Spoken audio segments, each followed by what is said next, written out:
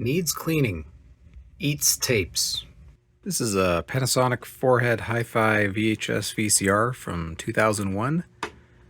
And yeah, let's see what's wrong with it and see if we can get it working. It's a model PV-V4621 made in Indonesia. And as far as I can tell, this was still actually made by Panasonic, this particular model. So yeah, let's power it on. Power's on. Let's see if we get blue screen video output. We do. Channel up and down. Yep, the focus would focus. There we go. So it says needs cleaning, it eats tapes. So let's not listen to that label. And let's put a tape in and see what it does. Now it looks really gross inside. There's like, I don't know how well the reflection's coming off, but there's like a, oh my God, did someone spray this with like a lubricant or something? Look at that. There's like grease and stuff in here. There's a spot where the automatic head cleaner would go. I don't know if someone previously actually removed it or if this model didn't have it, because I've seen it very commonly where there's a provision for one, but that particular model just didn't have it. I might actually clean the video head first. Well, no, it doesn't have any of that grease on there. Yeah, let's just go. Ooh.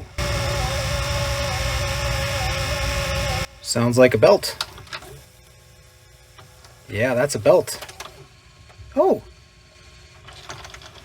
What? Something was struggling there. Let's try fast forward. Well, it's definitely struggling, but what's interesting is it actually pulled the tape back in. Like if I go power this on, it's probably going to try and spit the tape out. There's enough torque for it to put the tape back in the cassette. If I go and hit eject. Jesus. Okay, well, let's just take this whole mechanism out. Oh yeah, someone's been in here. This is like bent up already. You know, this kind of smells like WD-40. That's really concerning if that's WD-40. Nah, man, belt looks good. Now the good news is you just take 4 screws out. There. Then you have to fake a tape inside to take 2 more screws out here and here. Unfortunately, the head assembly looks like to be soldered to the board, so you can kind of tilt the mechanism up to get underneath it. I'm not necessarily sure that this is WD-40. This might be fluid film. All these sort of non-lubricants that people use as lubricants tend to have certain smells to them, but this is definitely the kind of smell of lubricant that I would not expect to be used in a VCR, and the way it's sprayed everywhere tells me it's from like an aerosol can. Not good.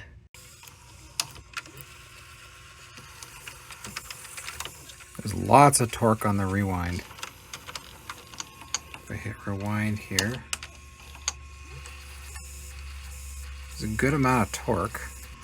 Not much torque on there. Could just be slipping on the clutch. Well, before I continue, let's go through the usual suspects, and I'm going to clean the mode switch down there. Years ago, I made this little plastic propping up tool out of the spindle of a 100-pack of CD or DVD-Rs, and I used it on my turntable because the dust cover was broken. So to prop it up and keep it up because the hinges were broken, I whittled this down to fit in a little hole in the front of it, and it just, or in the back of it actually, and it just propped it open and kept it open.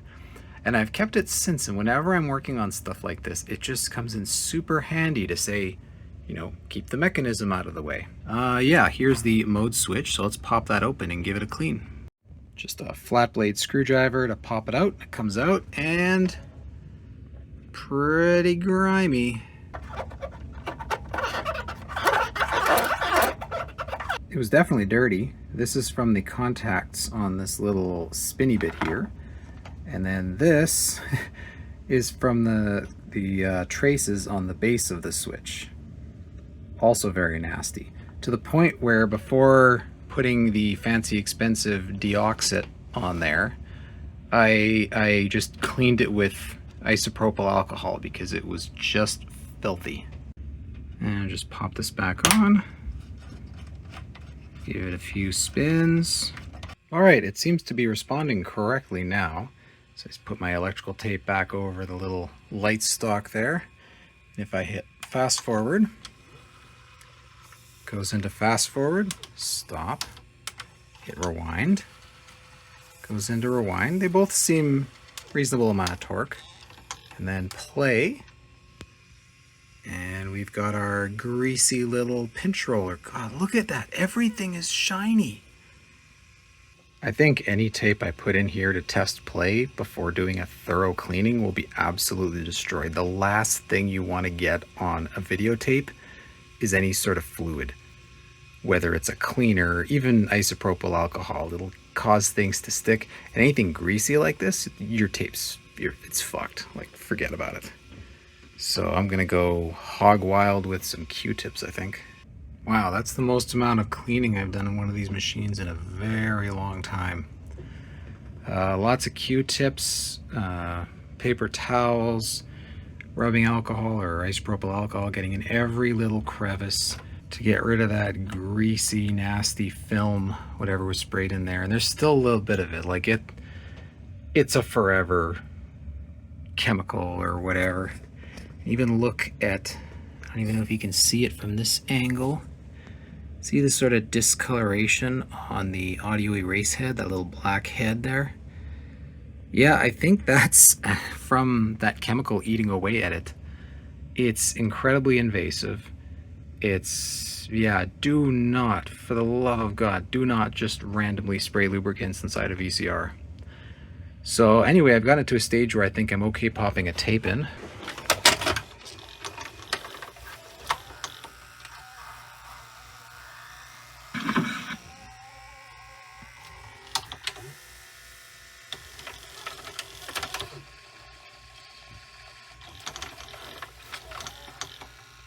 Let's try fast forward to start because play clearly failed.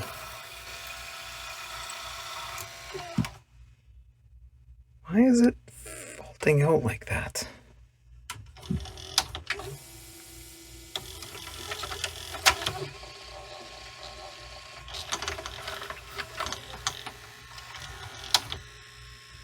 Let's try rewind. Oh yeah. That is unhappy. I bet you there's that fluid film stuff inside the clutch for the reel table. Look at the weird little striations and patterns that this filmy, goopy stuff has left on these plastic pieces.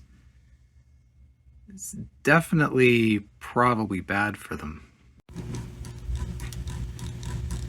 I wonder if that was that sound we were hearing. All right, now it's not spinning and making that creaking sound.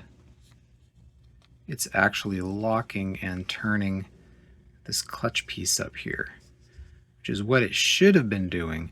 Now, I don't know if that's just because there was lubricant on here, because it feels like it's plastic pulling plastic. Maybe this had slipped or wasn't put together correctly. Either way, this has been completely taken apart, scrubbed, and it's good. This is now clean and good. I'm just gonna finish this piece just so that I'm consistent. And then I'll clean off everything in here and let's see if maybe that does it. You know, I was just about to complain about what a pain in the butt this little light stock is because this LED keeps popping out. And I noticed I don't think it's soldered. Look at that. Yeah, that would be a problem. Now, did I do that trying to put this stupid thing together, or was that already an issue? I'm not 100% sure someone hasn't been mucking around in here yet, because none of the screws that I took out or any of the clips felt original. You know what I mean? When it's got that Loctite in it, it just feels like no one's ever touched it. So this thing's been apart. Detour is done. Back to the main plan. Yeah, I do not like working on this machine. So if you just so much as bump this stock, the LED wants to twist out. So I'm going to try and bend it so it doesn't do that. It's got this little plastic clip that holds it in. But if you bump into it from any angle, it pops out. And if you look from the top here, you have this tiny circular hole that you have to push it through. And if you combine it with the fact that all the controls, you know, the video head and the motors and everything are just soldered with ribbon cables to the board, that means you have to get this landing perfectly parallel to this stock, or it does that. And it's impossible because there's always a bit of an angle because it has to go through this plastic piece here. There's a slot where it hits the hole in between. What the fuck? Someone has to have been in here before, because there's no way that this was this bad from the factory. Maybe it was. I don't know. I finagled this stupid thing back in. What I did is I fully desoldered the light stock, and then I sort of poked it into this mechanism and then lined the mechanism up to install it, and then with the mech just barely above the board, I was able to just pop this into place and solder it. Really, really annoying design. Like most other machines I've seen have a much bigger hole to line this up, so I think they intended for you to desolder this to lift it up, because there's no way coming down at the angle with those cables back there that you can hit it dead on. That was just throwing me for a loop. So let's see if cleaning up and reassembling the reel table clutch, the idler assembly, fixed it.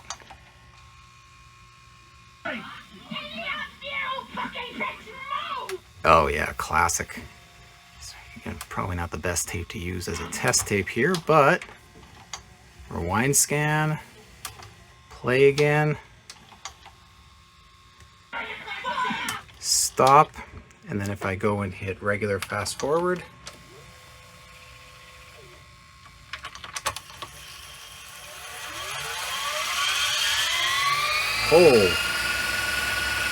oh my, that is shaking.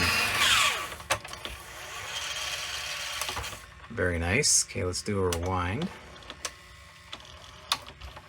Now, this tape kind of got garbled up at some point, so might hear a bit of noise. Yeah, there it is. It's got a pretty sweet rewind. It's going crazy. I remember these brand name machines that had the crazy fast rewind. I don't know if you caught that, but there was some tape here. Let's try rewind again.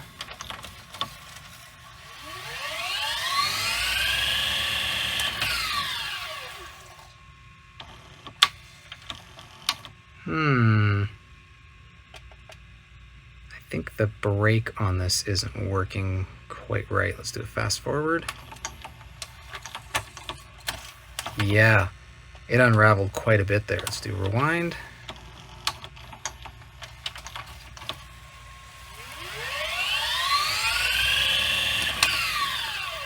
Oh yeah. Okay, let's see.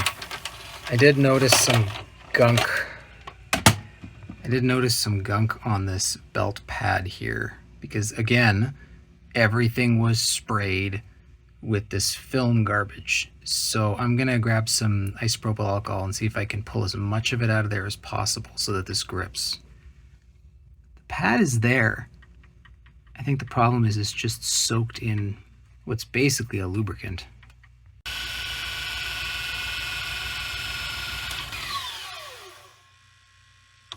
Okay, that's better. Let's try this again.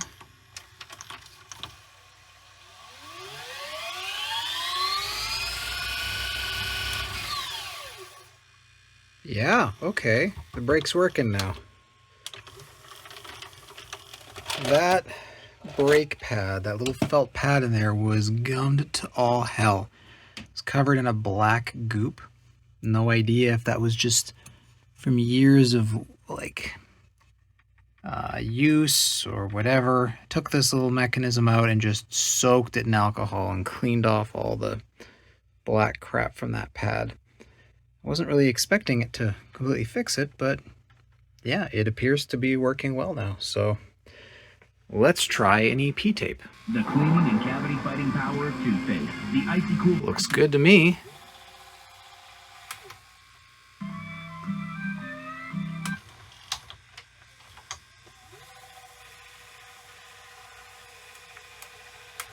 Fantastic. I don't think this tape is in hi-fi, but I was getting hi-fi on that SP tape. So I believe the hi-fi heads are working. Let me see if I can find an EP tape that's recorded in hi-fi. Yep, there's hi-fi. Doesn't look very good, but it sounds good. What have you found? I don't think there's a pause on the front controls here, is there? No, there's not. It is basic. Okay, well, I did have this remote kicking around, which I believe might be the one that matches this. This one's a little yellow. Let's grab some batteries, see if this works. Of course it just works. So I got display. Shows it's stereo, which is weird because I'm on a channel with no signal. Just about to hook up the tuner. Did you know these little adapters exist? They have a threaded F connector on one side and they're a slip-on F connector on the other.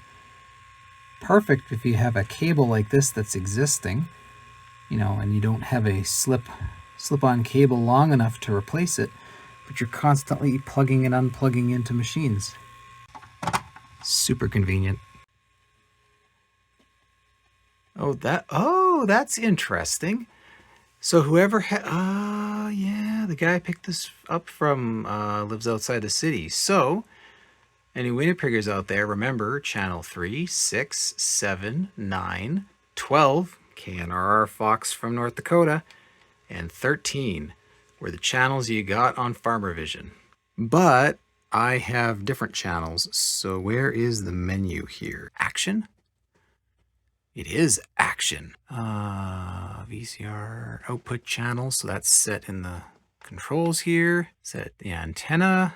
Antenna is set to TV or cable. You think it would be signal and it would be antenna or cable, but antenna set to cable? That's weird. Okay, auto set. Let's just do it. Connect antenna cable, then please press the channel up key. All right. Please set clock by pressing the action key. Nope, let's get out of there. So usually these will sometimes add channels that actually aren't there. It tends to err on the side of being a little bit too sensitive. But yeah, that one shouldn't be there. Why is it saying this is stereo? This is not a stereo channel. Without your money. What is going on here? You know what I'm gonna do? I'm gonna return this. Yeah, I don't know why it's showing that. I thought... Is there a button? SAP hyphen... Oh, I can manually set it, but it's not telling me if the station is in stereo. What? So if I go to a station that has stereo... Well, it sounds like it's in stereo. Oh, yeah, it puts a little thing there. Now, what speeds does this support? It does support LP. That's going to make a lot of people watching this video very happy. I think it's good now. I'm going to go around with a Q-tip and some alcohol just one last time and pick up as much of that crap in there that I can find. Because, I mean, that's invasive. Like, it's just, it gets in everywhere. It wicks, which is a good thing, depending on how you're using it. If you're spraying it in your car doors and the little hole on the bottom to try and keep the water away from the metal and rusting and stuff, and it wicks its way in, great. If you're spraying it in a VCR because the VCR is not working, not so great. This machine seems to have quite a bit of nice features. It's got the tape position sensor, so it's got the real table position sensors on both sides. It is hi-fi stereo with all 3 speeds. It's got something called CM skip, which I'm assuming is commercial skip. Let me just hit pause. Where's pause? Oh, it's all the way down here. Okay. It's got automatic tracking. I think manual tracking would be with the channel up and down buttons because it says tracking there. So let's try on the front panel.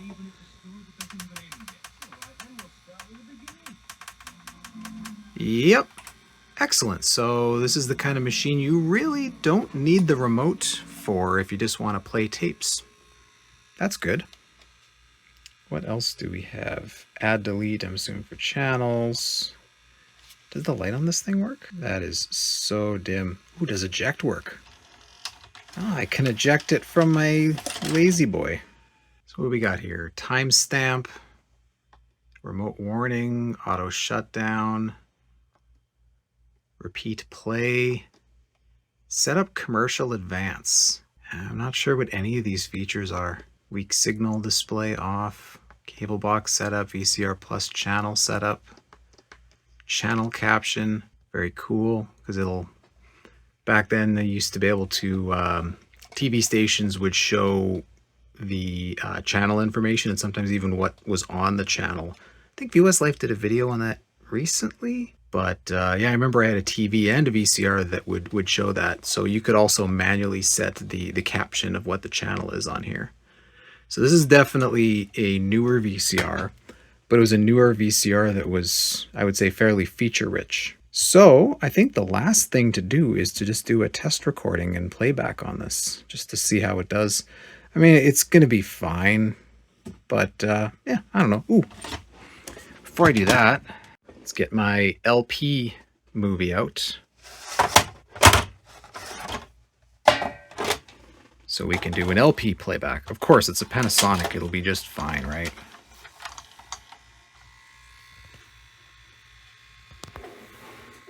Are you married?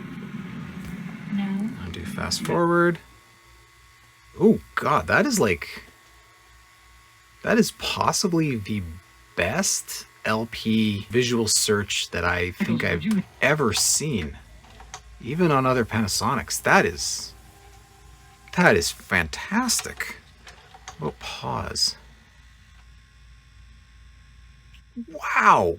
Is this seriously doing picture perfect pause in LP?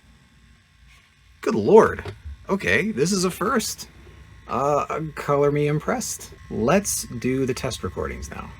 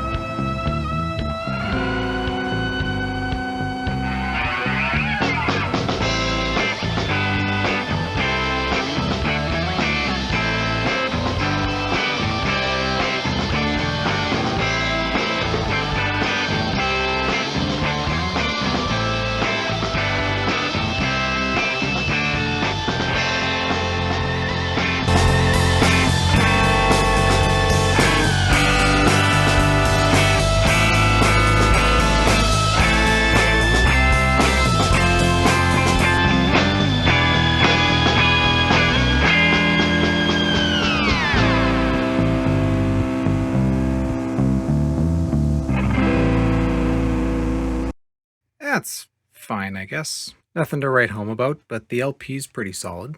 I turned hi-fi off just to hear the linear audio, because hi-fi audio is just going to sound perfect, so who cares. But just to compare, here's captures from that SL700 Super Beta after I fixed the wobbly problem.